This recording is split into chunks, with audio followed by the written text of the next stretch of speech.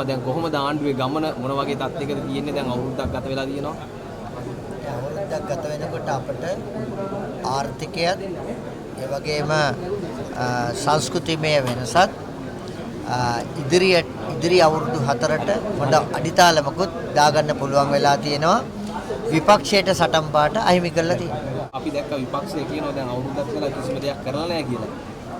මං හිතන්නේ ඇස් සහ කන් පියාගෙන ඉන්නේ නැති විපක්ෂයක් කියලා ඒකෙන් හොඳටම පේනවා. බලන්න අපි 159 වෙනි පොලිස් දිනය සමරනකොට මේ රටේ නීති විරෝධී මත්ද්‍රව්‍ය කුඩු පාතාලයේ ඇතුළු මේ සමාජය ව්‍යසනයට පත් කරපු භීෂණය නතර කිරීමට අදාළ පියවරක් කරන් තිනවා. අපේ අපනයන වැඩි වෙලා තිනවා. ආර්ථිකමය පැත්ත සැලකිය යුතු සංවර්ධනයකට ගෙනල්ලා තිනවා. ඉදිරි අයවැයේදී බලා ගන්න පුළුවන් අපි බදු ආදායමට කරන්න යන දේ ඒ බදු ආදායම ඇතුලේ ජනාධිපතිවරයා යම් ප්‍රකාශයක් කළා තිනවා ජිනීවා වල ඉඳගෙන ඒ කියපු ප්‍රකාශය එහෙමම අපි ඉස්සරහට අරගෙන යනවා. ඇමතිතුමා දැන් මේ දවසේ වෙඩිල්ලට දැන් මොකක්ද වෙලා තියෙන්නේ? දැන් ඒක දැන් නෑ නේද? පාතාලේ තියෙනවද? ඒකෙන්ම පේනවනේ විපක්ෂයට හිතා ගන්න පුළුවන් දෙයක් තියෙනවා. ඒකින්ද අපි හොඳ වෙඩිල්ලක් තියලා අනිත් ඔක්කොම වෙඩි ටික නිවලා තියෙනවා. දැන් දවසේ වෙඩිල්ල එන්නේ නෑ. ඒ වගේම ඇමතුමා ඔබතුමාට නාමල් පක්ෂ මේ ඉන්ද්‍රවාසී ඉවරමයි කියලා කිව්වා. නෑ ඉතින් මම බලාගෙන ඉන්නවා ඉන්ද්‍රවාසියක් එව්වා මම යලි උත්තරයක් ඇරියා.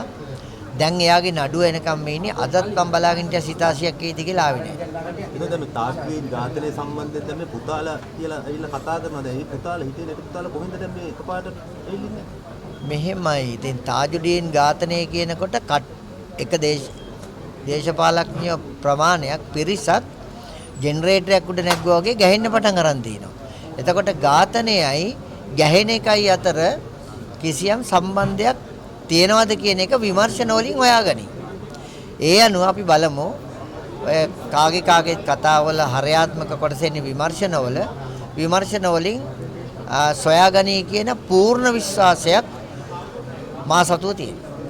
ඒ කියන්නේ මේ ඉදිරියේදී දැන් මද්ද්‍රව්‍ය ජාලය සම්පූර්ණයෙන්ම නැති කරන්න පුළුවන් වේද? ඒකට මේ යන්නේ. ඒකට තමයි අපි මේ යන්නේ. එතකොට එහෙම කරන්න පුළුවන් කියන විශ්වාසය ඇවිල්ලා තිනවා. ජනවරම ප්‍රාර්ථනා කළේ ඒක. ජනවරම ප්‍රාර්ථනා කරපු බරින්ම අපි ඒ වැඩේ කරනවා.